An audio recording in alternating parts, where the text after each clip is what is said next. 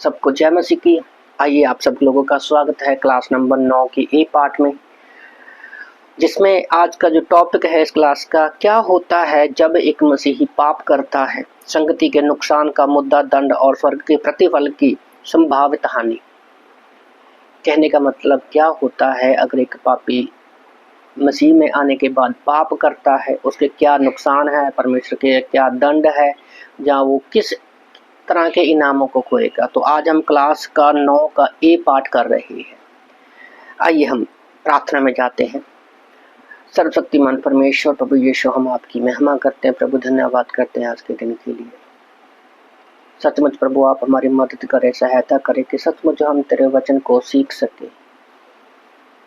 प्रभु हम जानना चाहते हैं कि अगर हमसे जाने जाने में गलतियां होती हैं, पाप होते हैं प्रभु, कैसे हम तेरे वचन में बने रह सकते हैं। आप आज इस क्लास के द्वारा आप हमारी अगुवाई करना परमेश्वर। हाँ, हमसे गलतियां होती हैं, हम गिरते हैं परमेश्वर, पर सचमुच तू हमें नाश नहीं करता है, हमें संभालता है।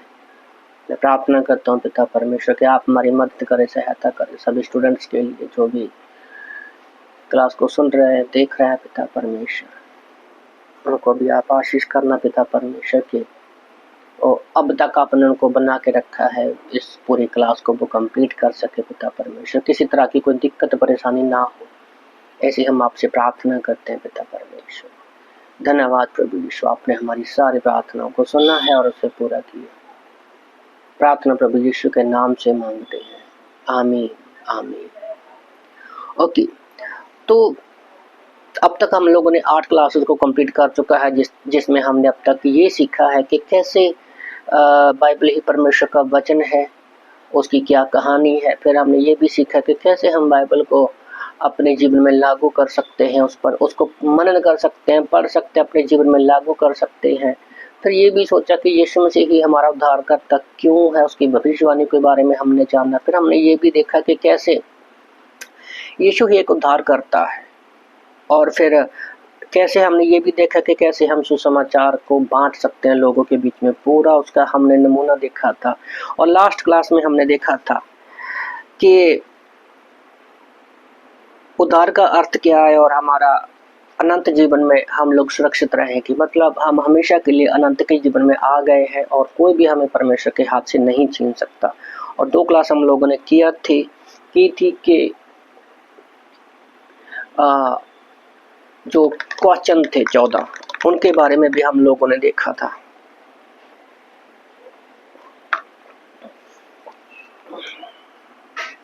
तो आज की क्लास में कभी कभी ऐसा होता है ना कि हम मसीह में चलते चलते बहुत सारी गलतियां करते हैं, पाप करते हैं, क्योंकि हम मसीह में एक नए जन्मे बच्चे की तरह होते हैं और हमसे बहुत सारी गलतियां होती हैं, चाहे वो खुद की अपनी अभिलाषाओं में से जाते हैं, जहाँ शैतान के बहकावे में आकर आते हैं। तो कभी कभी ना शैतान हमारे मन में ये भी डाल देता है कि अगर तुम गलती करोगे, पाप करोगे, तो तुम स्वर्ग में कभी नहीं जा सकते। और कभी कभी हम किसी ऐसी चर्च में होते हैं जहाँ पर वचन का, सही शिक्षा का ज्ञान नहीं है। तो इसलिए एक सही शिक्षा का होना बहुत जरूरी है, क्योंकि ज़्यादातर पास्टरों को हम देखते हैं, अपने प्रचार में सुनते हैं कि अगर आपने विश्वास किया है और अगर आप फिर भी पाप में जीते तो आप अपना उद्धार खो सकते हैं। और इसकी वजह से हम लोग कभी भी उस आत्मिकता को स्तर पर नहीं पहुंचते जहां हमें पहुंचना चाहिए।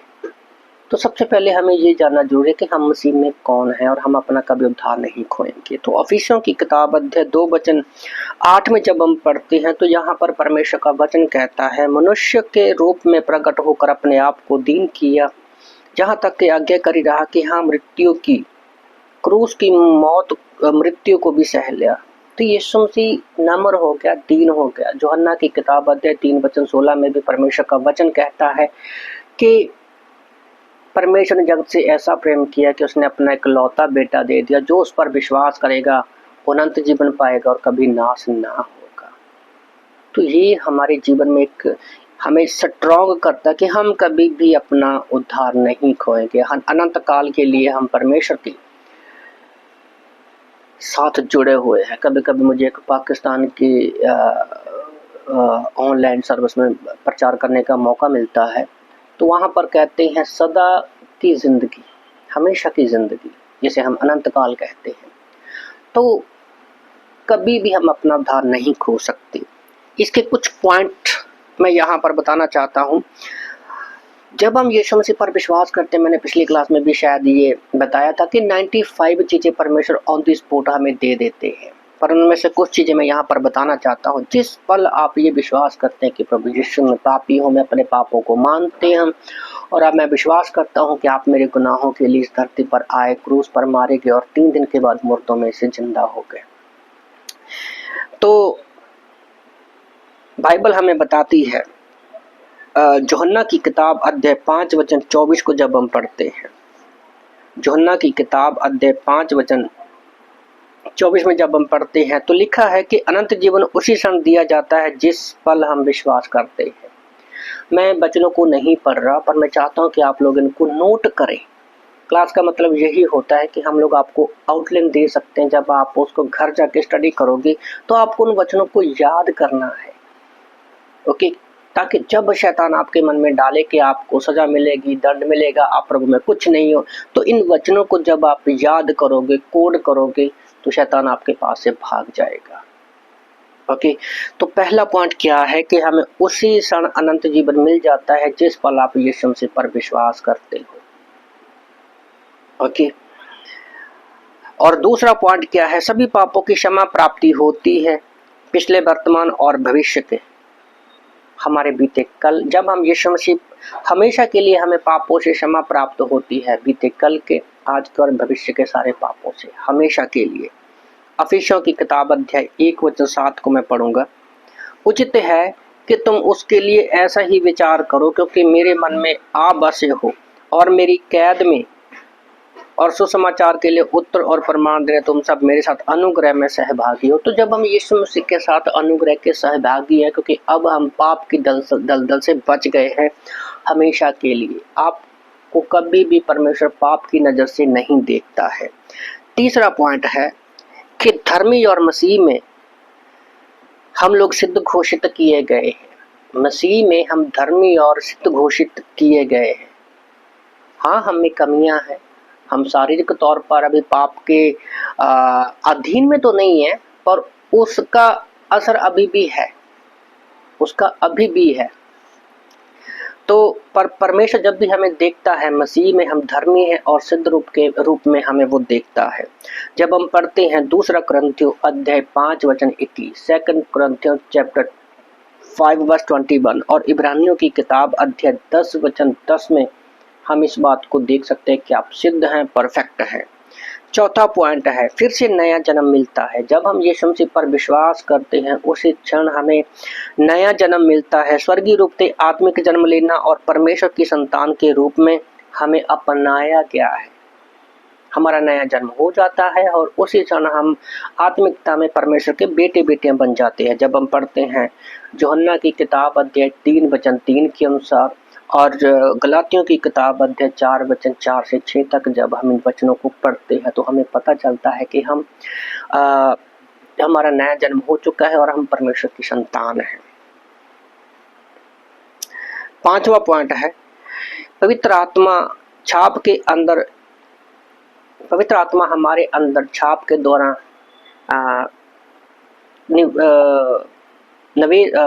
निवास करता है, हमारे अंदर रहता है। समझो कि पवित्र आत्मा की हम पर मोहर लगी और वो हमेशा के लिए हमारे अंदर रहता है। यहाँ पर एक काफी बहुत गलत शिक्षा चल रही है। लोगों को लगता है कि पता नहीं आज भी पवित्र आत्मा आता जाता है हमारे अंदर, और ये सरासर गलत है। पुराने नियम में पवित्र आत्मा आता जाता था और अपना कार्य पूरा करने के बाद वो चला जाता था, पर जब से यीशु मसीह 2000 साल पहले क्रूस पर आए और मारे गए, गाड़े गए और 30 मुर्दों में से जिंदा हो गए, तो हमें बयाने के रूप में यीशु मसीह परमेश्वर का पवित्र आत्मा जो है हमें मिला है, हमेशा के लिए हमारे अंदर रहता है जिस पल आप विश्वास करते हो। हाँ, वो बात अलग है कि इस बात का एहसास हमें धीरे धीरे होता है, इस बात का एहसास हमें धीरे धीरे होता है।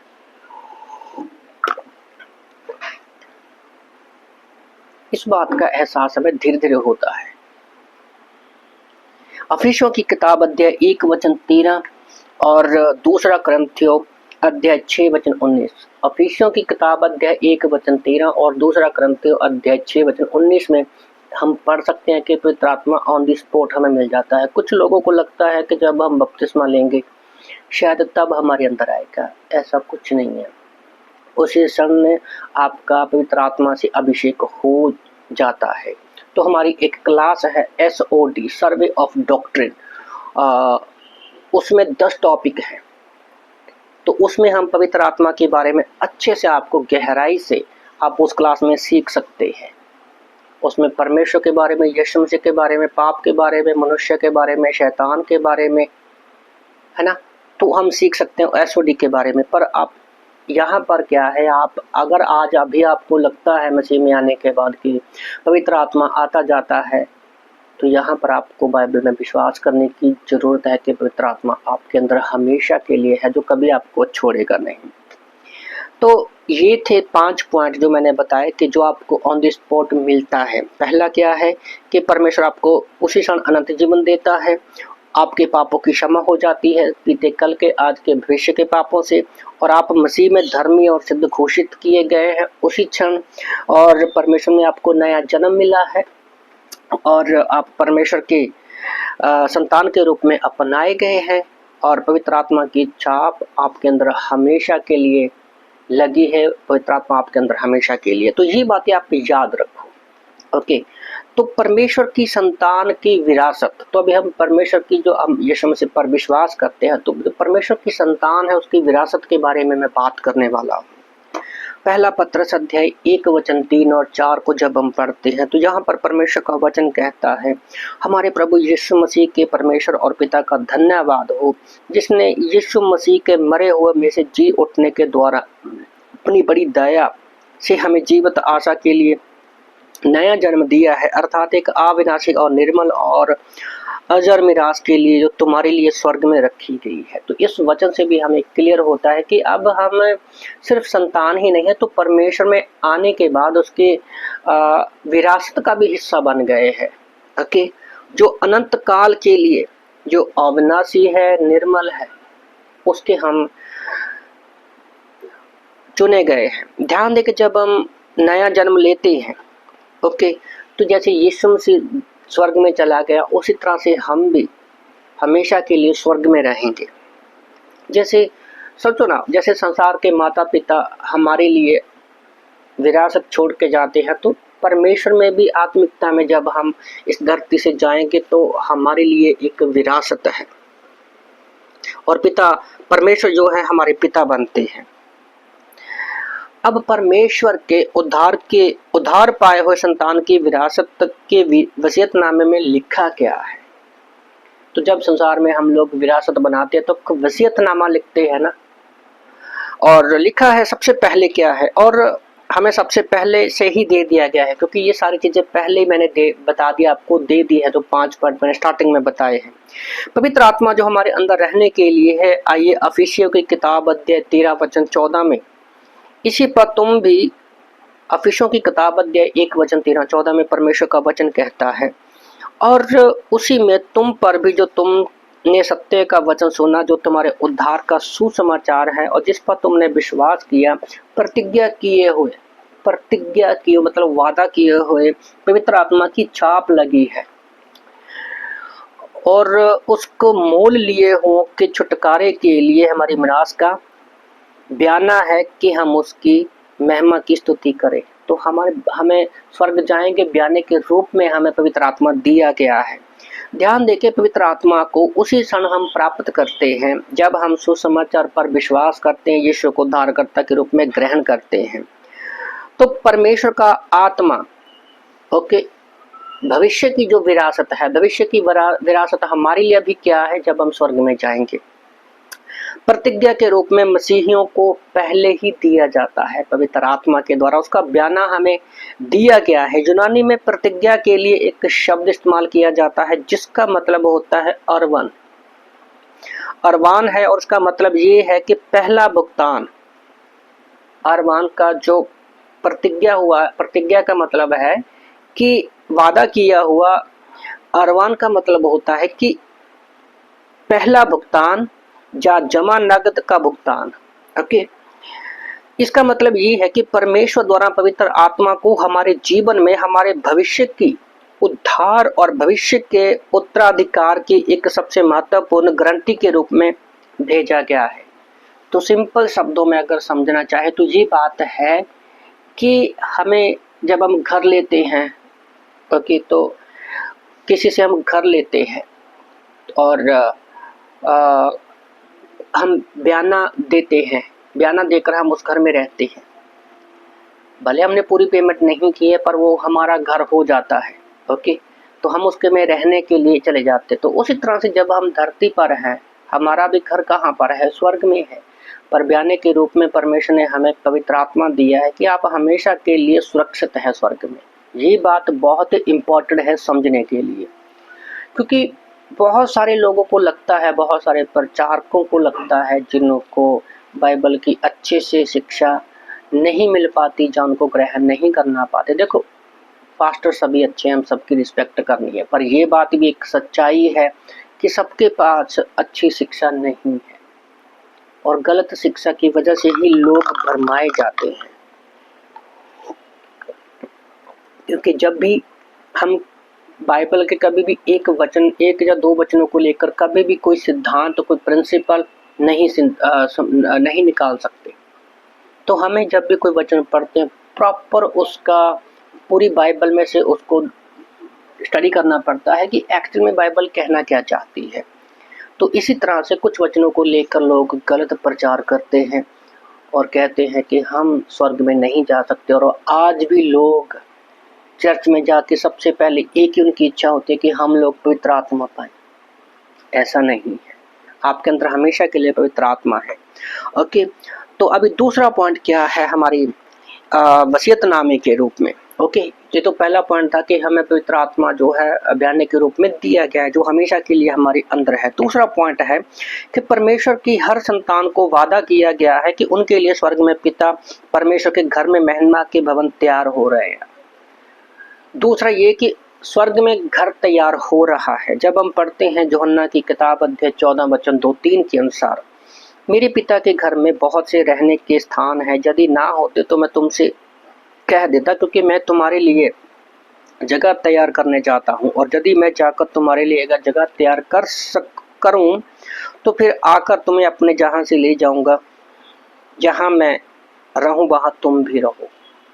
कितनी क्लियर है बाइबल, इसमें कोई भी घुमाने फिराने वाली कोई बात नहीं है। पता क्या होता है, कभी कभी हम लोगों को हजम नहीं होती कि चीजें इतनी आसान है। मैंने जब पहली बार परमेश्वर के सुसमाचार को सुना कि तू विश्वास कर, तू सीधा हमेशा स्वर्ग में जाएगा, मेरी हंसी निकल गई। मुंबई में आने के बाद मैंने कहा ये कैसे पॉसिबल है। पंजाब में तो मैंने सीखा है कि भाई जब तक हम कार्य नहीं करेंगे, विश्वास तो ठीक है, जब तक हम कार्य नहीं करेंगे आप स्वर्ग में नहीं जा सकते। मुझे 6 महीने लगे इस बात पर विश्वास करने में कि भाई यीशु मसीह पर दिल से आप पश्चाताप और अपने पापों से विश्वास कर ले तो आप हमेशा स्वर्ग में रहेंगे, कभी भी आप अपना उद्धार नहीं खोएंगे। मुझे हजम ही नहीं हुई। और आज क्योंकि लोगों ने ना बाइबल को बड़ा कठिन बना दिया है, पर जब हम पवित्र आत्मा की अगुवाई में वचन को सीखते हैं, चर्च में एक अच्छे कॉलेज में सीखते हैं, तो बड़ा क्लियर परमेश्वर हमसे बात करता है। इस वचन को पढ़ने से सीधा साफ स्पष्ट मतलब है कि यीशु मसीह स्वर्ग में गया तो हम भी जाएंगे।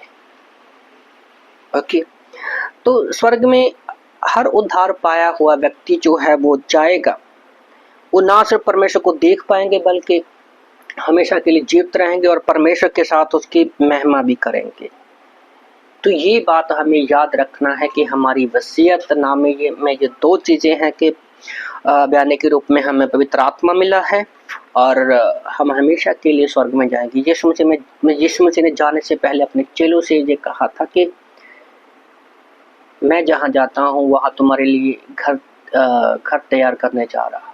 अगर आपके पास आज घर नहीं है, हम लोग भी पिछले 15 साल से किराए पर रह रहे हैं, हमारे पास भी घर नहीं, और कम से कम 7-8 घर बदल दिए हैं हम लोगों ने। प्रभु का हम लोग कार्य कर रहे हैं। और एक इन वचनों को पढ़ने के बाद एक इच्छा हो गई है कि भले हमें धरती पर रहने के लिए घर मिले ना मिले, पर स्वर्ग में हमेशा के लिए हम परमेश्वर के अच्छे घर में रहेंगे। ओके, तो नेक्स्ट पॉइंट क्या है कि अपनी संतान को रहने के लिए परमेश्वर कैसे इच्छा करता है।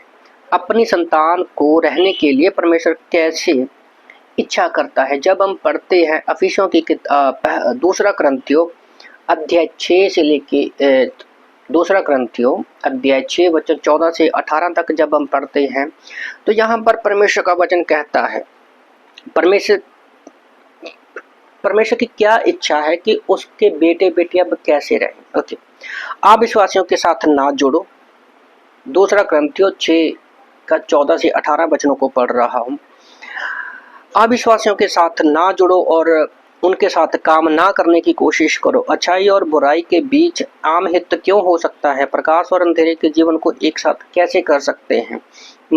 मसीह और शैतान के बीच स्वभाव कैसे हो सकता है। एक अविश्वासी के साथ विश्वासी का व्यवसाय कैसे हो सकता है। क्या मूर्तियां परमेश्वर के मंदिर के साथ रह सकती हैं। क्योंकि हम याद करते हैं कि हम जीवित परमेश्वर के जीवित मंदिर हैं। जैसा कि परमेश्वर ने कहा, मैं उनमें रहूंगा और उनके बीच में चला फिरा करूंगा। मैं उनका परमेश्वर होऊंगा और वो मेरी प्रजा होंगे।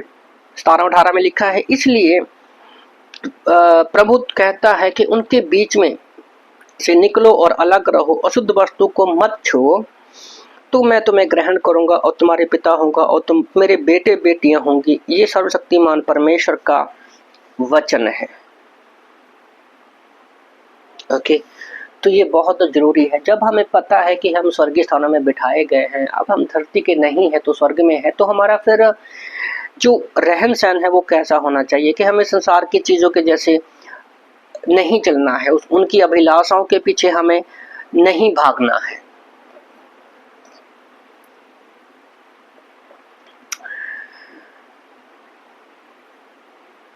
संसार में हमारे दोस्त हो सकते हैं, पर बहुत दोस्त होने से अच्छा है। परमेश्वर चाहता है कि भले आपके 1 या 2 दोस्त हो, 3 दोस्त हो, पर वो आत्मिक दोस्त होने चाहिए, ताकि हमारे दोस्त हमें गलत दिशा में ना ले जा सके। हमें ऐसे दोस्त नहीं होने चाहिए जो संसार में खींचे, बल्कि हमारे ऐसे दोस्त होने चाहिए जो हमें परमेश्वर की ओर खींचे, जो हमें आत्मिकता में, विश्वास में, यीशु मसीह में चलने में हमारी मदद कर सके। और एक दिन ऐसा आएगा कि आप लोगों के लिए एक अच्छे दोस्त बन सकते हो, है ना। और एक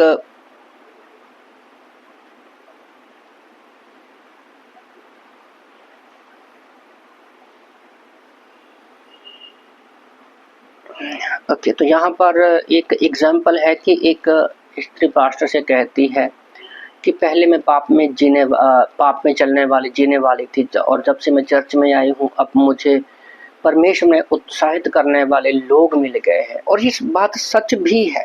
हम कैसे चलते हैं धरती पर ये हमारी संगति डिसाइड करती है। ओके, बॉम्बे में जाने के बाद, वहाँ के लोगों के साथ रहने के बाद, आत्मिक संगति में रहने के बाद मैंने सचमुच धीरे धीरे आत्मा की तरफ बढ़ने लगा। और आज प्रभु का धन्यवाद करता हूँ कि धीरे धीरे आज लोगों के लिए मैं एक जरिया बन रहा हूँ कि कैसे लोगों को आत्मिकता में हम लोग सिखा सकते हैं। और याद रखो, एक समय ऐसा था मुझे खुद नहीं यकीन था कि मैं बदल सकता हूँ, और मेरे दोस्त भी कहते थे कि आप कभी बदल ही नहीं सकते हो, तुम तो कभी बदल ही नहीं सकते, उनका ये शब्द था। पर परमेश्वर का धन्यवाद हो, आज आपके सामने और मैंने लाखों लोगों का जीवन बदलते देखा है। ओके, तो हम मसीह में, हमारे दोस्त ऐसे होने चाहिए जो वचन से प्यार करने वाले हो, परमेश्वर के पीछे चलने वाले। और हमारा अगर सबसे अच्छा दोस्त बनाना है तो यीशु मसीह हमारा सबसे अच्छा दोस्त है। यूहन्ना 15:15 में भी परमेश्वर का वचन कहता है कि अब से तुम मेरे दास नहीं, वो अपने चेलों से कहते हैं कि आज के बाद तुम्हें मैं अपना दास नहीं कहूँगा बल्कि अपने दोस्त कहूँगा, क्योंकि दास को नहीं पता उनका मालिक क्या करता है, पर एक दोस्त जो है अपने दिल की हर एक बात शेयर करता है। और यीशु मसीह हमारा एक अच्छा दोस्त है और वो अपनी हर एक बात को अपने दोस्तों पर प्रकट करना चाहता है। हम लोग इसकी बहुत सारी एग्जाम्पलें देखते हैं। मूसा को भी कहता, मैं आमने सामने दोस्तों की तरह बात करता हूँ। और जब उत्पत्ति में भी हम देखते हैं, अब्राहम के पास जब परमेश्वर आते हैं तो सदोम और गोमोरा के बारे में वो बात करते हैं, नाश करने से पहले वो उससे डिस्कशन करते हैं। तो कितना अच्छा है ना हमारा दोस्त यीशु मसीह होगा तो हमसे भी वो वैसे बातें करेगा। और आज भी मैं प्रभु का धन्यवाद करता हूँ कि परमेश्वर आज भी हमसे बात करता है। और इस बात को आप लोग ऐसे ही नहीं सीख पाओगे, आपको परमेश्वर की आवाज को पहचानना सीखना होगा। आप कुछ भी कर रहे हो, परमेश्वर की आवाज आपके कानों में आएगी। ओके, तो ये अनुभव के साथ आएगा। जैसे छोटे बच्चे को नहीं पता होता कि कैसे समझना है कैसे नहीं समझना है, पर जब हम नया जन्म पाते हैं आत्मिकता में, हम एक छोटे बच्चे की तरह होते हैं। जब यीशु मसीह पर नए विश्वासी बनते हैं तो हमें संगति में बने रहना जरूरी है, चर्च में आत्मिक लोगों के साथ, और बाइबल क्लासेस के लिए, बाइबल कॉलेज के लिए हमें सर्वदा तैयार रहना है। ओके, तो ऐसी इच्छा रखता है कि जो परमेश्वर के पीछे चलने वाले लोगों की संगति के बीच में रहना है। और नीति वचन अध्याय 17 में भी एक दोस्त जो है मुसीबत के समय एक वो हमारा अच्छा भाई बन जाता है।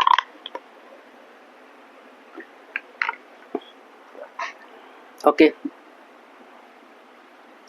और एक सबसे बड़ी अगला पॉइंट क्या है, तो ये पॉइंट है अपने पापी स्वभाव के साथ मनुष्य का संघर्ष। याद रखो, अभी हमारे अंदर क्या दो स्वभाव है, एक पापी स्वभाव है और एक पवित्र आत्मा का स्वभाव है। पापी स्वभाव और आत्मिक स्वभाव है। ओके, तो इन दोनों के बीच में एक संघर्ष चलता रहता है। ओके, तो ये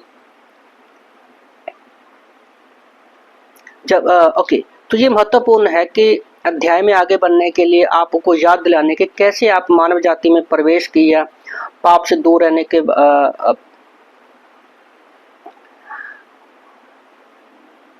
ओके, पाप कहाँ से आया हमें उत्पत्ति 3 से पता है कि आदम हव्वा ने फल को खाया, पूरी दुनिया में पाप फैल गया। और उसके बाद जितने भी बच्चे पैदा होते हैं उनके सबके अंदर पापी स्वभाव है। वो हमें पापी स्वभाव विरासत में मिला हुआ है। ओके, और जो पाप की तरह है, जो पाप है वो परमेश्वर से हमें दूर लेकर जाता है, रोमन की किताब अध्याय 5 वचन 19 के अनुसार। और पूरी मानव जाति को भ्रष्ट कर दिया, हर एक व्यक्ति पापी है, जब हम पढ़ते हैं रोमियो की किताब अध्याय 12 के अनुसार। ओके, तो ये अभी जो टॉपिक है पापी स्वभाव और आत्मिक स्वभाव के मनुष्य का एक जो संघर्ष है। ओके, मनुष्य जो है स्वभाव से ही पापी बन गया है। जब हम पढ़ते हैं रोमन की किताब अध्याय 7 वचन 21 से लेकर 24 तक, मनुष्य जो है स्वभाव से ही पापी बन जाता है। रोमियो 7 21 से लेकर 24 तक। मनुष्य का मन अंधेरा है। अब मनुष्य का जो मन है अंधेरा है। अफीसियों की किताब अध्याय 4 वचन 13 के अनुसार मनुष्यों के दिल में जो भी इरादे हैं वो बुरे होते हैं। ओके, मार्कुस की किताब अध्याय 7 वचन 20 से लेकर 23 तक जब हम पढ़ते हैं।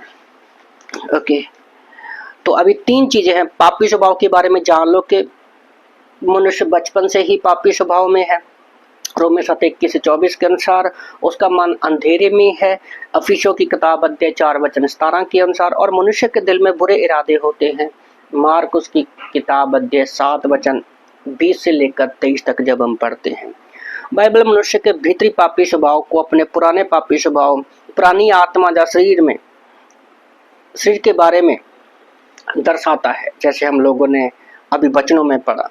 तो बाइबल हमें बताती है कि प्रत्येक व्यक्ति का चुनाव और अभ्यास के द्वारा पापी स्वभाव से पापी बन जाता है। यहाँ एक कहानी है, पास्टर जी बता रहे यहाँ पर कि एक लड़कों का समूह के पास एक पादरी सड़क पर चल रहा था। पास्टर यहाँ पर एक कहानी बताते हैं जिसमें 10 से 12 साल के लड़के एक कुत्ते को घेर कर खड़े होते हैं और कुत्ता वो लावारिस होता है। तो अब उनके अंदर एक होड़ लग जाती है कि इस कुत्ते को अपने घर कौन लेकर जाएगा। तो वो एक प्रयुक्ता करते हैं कि जो लड़का सबसे बड़ा झूठ बोलेगा वो इस कुत्ते को लेकर जाएगा। तो एक पादरी था जो उनके बीच में था। तो पादरी भी बड़ा अचंभे में आ गया कि ये कैसे पॉसिबल है, कि ये लोग कर क्या रहे हो। तो वो झूठ के ऊपर एक 10 मिनट का उनको प्रचार करता है, बताता है कि शुरुआत करते हुए बताता है कि भाई झूठ बोलना पाप है, झूठ बोलना पाप है, क्योंकि वो कहता है कि जब मैं तुम्हारी उम्र का था तो मैं भी बहुत झूठ बोलता था। तो जब इसके ऊपर लंबा 10 मिनट का पास्टर ने उसको बताया झूठ के बारे में, तो सब लड़के चुप हो गए और 1 मिनट के लिए शांति हो गई उनके। तो फिर एक सबसे छोटा लड़का बोला कि हमें तो ये इस बारे में पता ही नहीं था। ओके, तो वो कहता है कि लड़के ने गहरी सांस लेकर बोला कि लगता है कि पास्टर ने इस प्रतियोगिता को जीत लिया है और कुत्ता उसको दे दिया। तो ये कहानी भले हंसने की बात लग रही है, पर सचमुच हम जन्म से ही पापी स्वभाव में पैदा होते हैं। ओके, और खुद यहाँ पर पौलुस भी इस पापी स्वभाव के साथ अपने आप में एक संघर्ष करता दिखता है। पाप का जो मनुष्य के साथ संघर्ष है वो दिखता है, और पौलुस भी लिखता है, रोमियो 7:21-24 में लिखता है, सो मैं तो व्यवस्था पाता हूँ कि जब भलाई करने की इच्छा करता हूँ तो बुराई मेरे पास आती है, क्योंकि मैं भीतरी मनुष्य तब से तो परमेश्वर की व्यवस्था से प्रसन्न रहता हूँ, परंतु मुझे अपने अंगों में दूसरे प्रकार की व्यवस्था दिखाई पड़ती है, जो मेरी बुद्धि और व्यवस्था से लड़ती है और मुझे पाप की व्यवस्था के बंधन में डालती है जो मेरे अंगों में है। मैं कैसा अभागा मनुष्य है, मुझे मृत्यु की देह से छुड़ाएगा, मुझे मृत्यु की देह से कौन छुड़ाएगा। ओके, पौलुस जो सवाल पूछता है, मुझे इस पापी स्वभाव से कौन मुक्त करेगा, रोमी 7:25 में और 8:2 में 7:25 में जो प्रश्न है कि मुझे कौन इस पाप की परिस्थिति से छुड़ाएगा, तो रोमियो 8:2 में हमें उसका उत्तर मिलता है। वो कहता है कि लेकिन परमेश्वर का धन्यवाद हो कि मैं विजय प्राप्त कर चुका हूँ मेरे पापी स्वभाव पर। ओके, मेरे परमेश्वर यीशु मसीह के माध्यम से, क्योंकि मसीह यीशु में जीवन की आत्मा की व्यवस्था ने मुझे पाप और मृत्यु की व्यवस्था से मुक्त कर दिया है।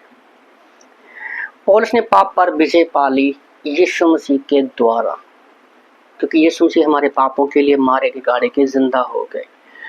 पता है, जब पौलुस ये बातें लिख रहा है, वो उसको प्रभु को जाने हुए कम से कम 15-20 साल हो गए हैं। समझो कि 15-20 साल के लगभग वो विश्वासी है, पर फिर भी उसके और पापी स्वभाव के बीच में एक युद्ध चल रहा है। तो हमें सोचो, जो पौलुस जैसा इतना बाइबल का ज्ञानी था उसके साथ ये हो सकता है, तो हमें कितना जरूरत है। हम भी पाप के साथ एक हमारा संघर्ष चलता रहता है। पापी स्वभाव के साथ हमारे 3 दुश्मन है, शरीर, शैतान और संसार। 3 सस्से बोलते हैं, ठीक है।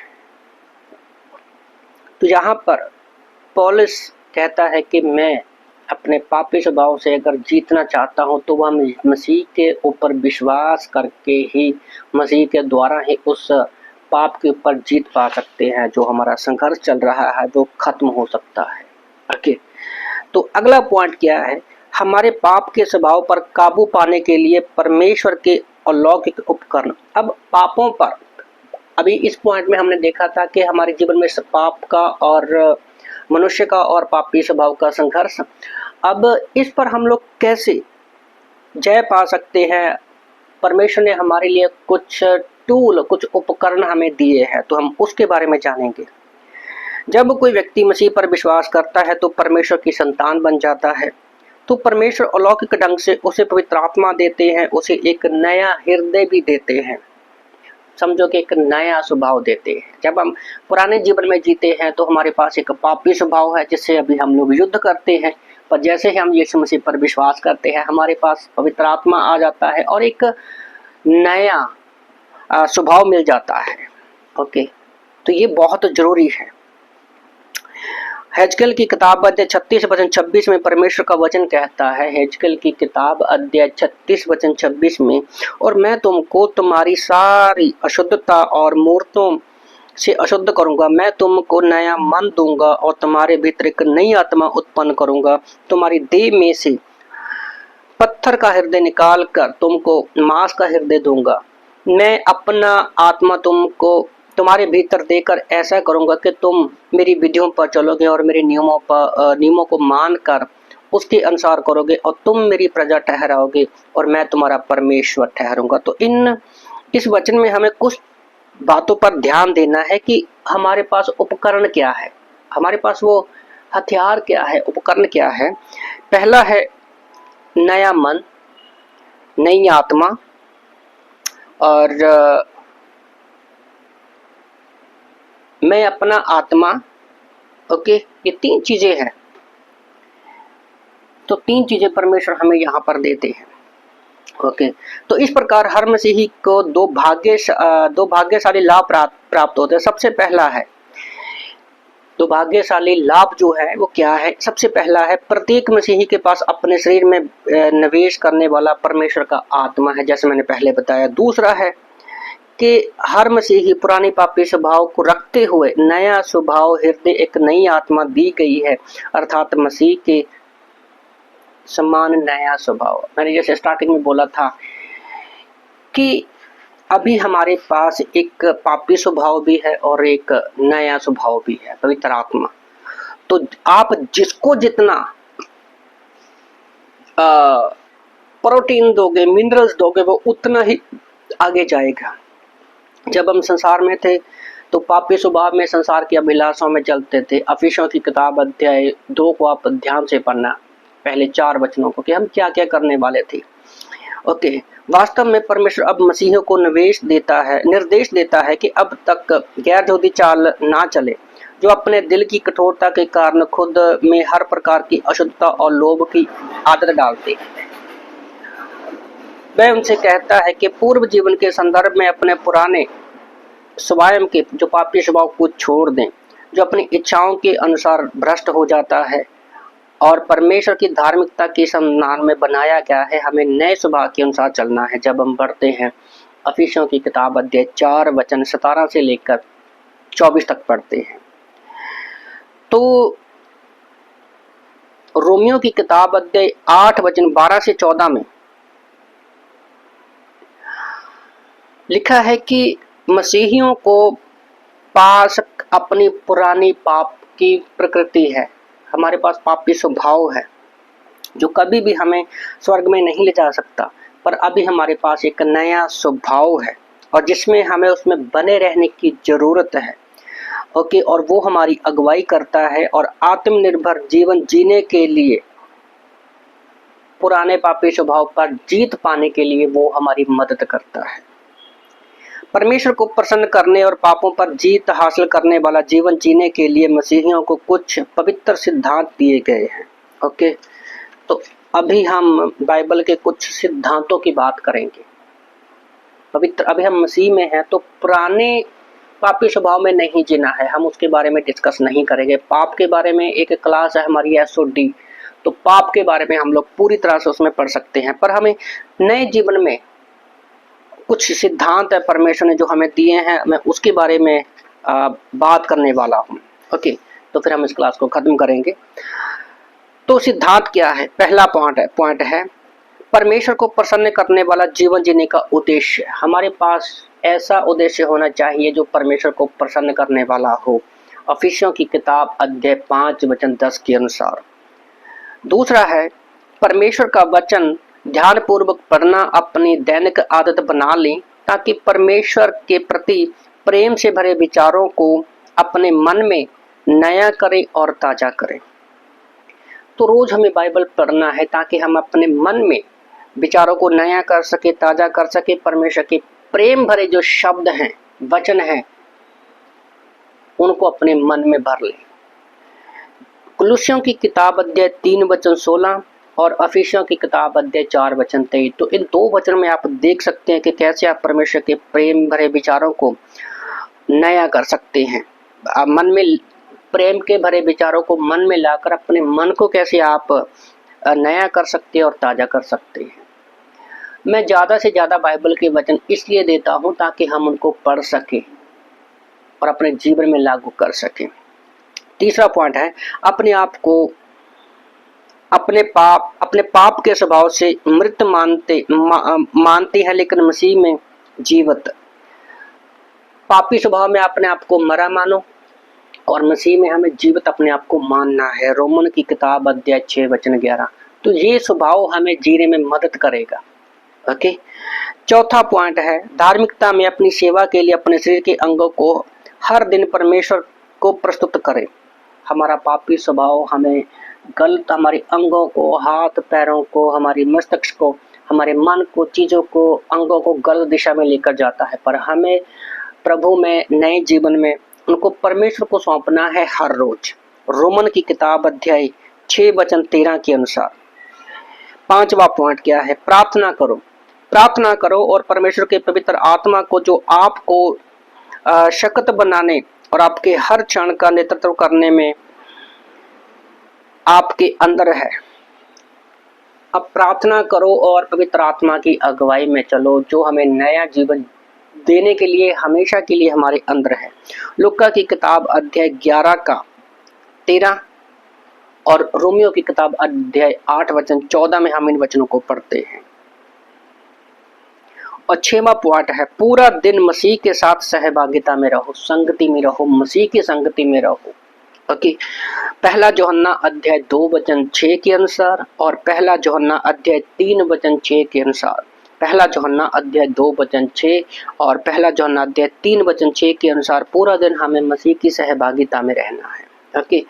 तो गलातियों की किताब अध्याय 5 वचन 16 हमें एक वादा करता है, पर मैं कहता हूँ आत्मा के अनुसार चलो, तो तुम शरीर की लालसा किसी रीति से पूरी ना करोगे। तो हमारे अंदर पापी स्वभाव है, आत्मा भी है, तो हमें आत्मा के अनुसार चलना है, तो शरीर हम पर कभी भी विजय प्राप्त नहीं कर पाए। एक पापी पाप कब करता है? जब वो पाप करने का एक चुनाव करता है। याद रखो, परमेश्वर जो है हमारा, वो जबरदस्ती का परमेश्वर नहीं है।